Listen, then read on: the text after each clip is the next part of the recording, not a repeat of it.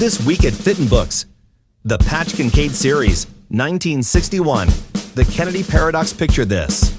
It's 1986, and you're in another timeline where Patch Kincaid listens to former President John F. Kennedy hosting his #1 rated talk show.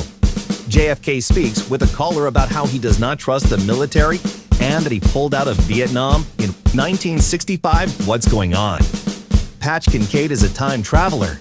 Terrorist nuclear devices built by Dr. Stephen Higgins are activated in American cities by terrorist Carlos Sanchez. Patch's mentor Ray Minkowitz sends Patch back 2 weeks in time to stop the annihilation. With an attack on a Colorado complex, a malfunction lands Patch in 1961.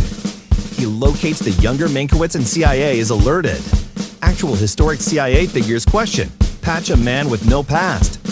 Patch then requests to go to Miami, and he later divulges exactly where and when the younger Dr. Stephen Higgins will defect to the Russians. Stopping Higgins would prevent the nuclear destruction. The Kennedy Paradox relies on raw data to describe the fighting in the Bay of Pigs.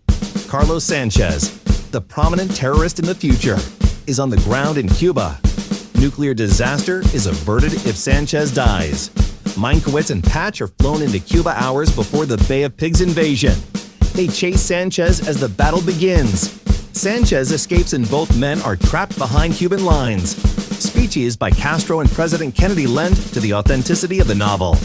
In the end, it is Carlos Sanchez in a battle for his life against Patch Kincaid and Ray Minkowitz. The Kennedy Paradox, Patch Kincaid series by Robert P. Fitton is sold on Audible and Amazon. Victory has 1,000 fathers, but defeat is an orphan. President Kennedy after the Bay of Pigs debacle.